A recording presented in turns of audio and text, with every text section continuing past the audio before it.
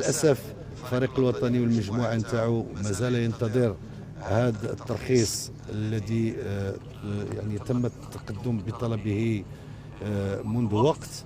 والفريق الوطني كما قلت شيء مؤسف اليوم أن مجموعة من اللاعبين اشتغلوا رياضيا لمدة سنوات حتى يكونوا أولا في الفريق الوطني، ومؤسف جدا أنهم استعدوا لهذه التظاهرة خلال أشهر واستعدوا لها على جميع الجوانب بإجراء المباريات الودية الضرورية. حرمان هؤلاء الشباب من المشاركة في تظاهرة رياضية شيء مؤسف جدا. شفتوا اليوم جميع بحضور رئيس الفيفا والرئيس موتسيبي على أن الفريق الوطني يعني استعد كما قلت من قبل وفق ما تقتضيه المشاركة في المنافسة من جهة، ووفق ما تقتضيه متطلبات الدفاع عن اللقب اللي حرز عليه الفريق الوطني لدورتين.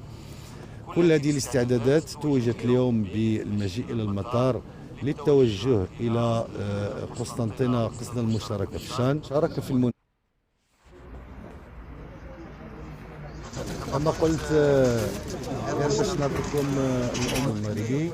شفتوا اليوم جميع بحضور رئيس الفيفا والرئيس موتسيبي على أن الفريق الوطني يعني استعد كما قلت من قبل وفق ما تقتضيه المشاركة في المنافسة من جهة، ووفق ما تقتضيه متطلبات الدفاع عن اللقب اللي حرز عليه الفريق الوطني لدورتين. كل هذه الاستعدادات توجت اليوم بالمجيء إلى المطار للتوجه إلى قسطنطينة قصد المشاركة في الشان.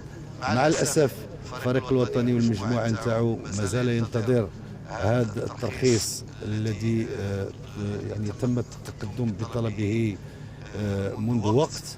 والفريق الوطني كما قلت شيء مؤسف اليوم أن مجموعة من اللاعبين اشتغلوا رياضيا لمدة سنوات حتى يكونوا أولا في الفريق الوطني، ومؤسف جدا أنهم استعدوا لهذه التظاهرة خلال أشهر واستعدوا لها على جميع الجوانب بإجراء المباريات الودية الضرورية. حرمان هؤلاء الشباب من المشاركة في تظاهرة رياضية شيء مؤسف جدا.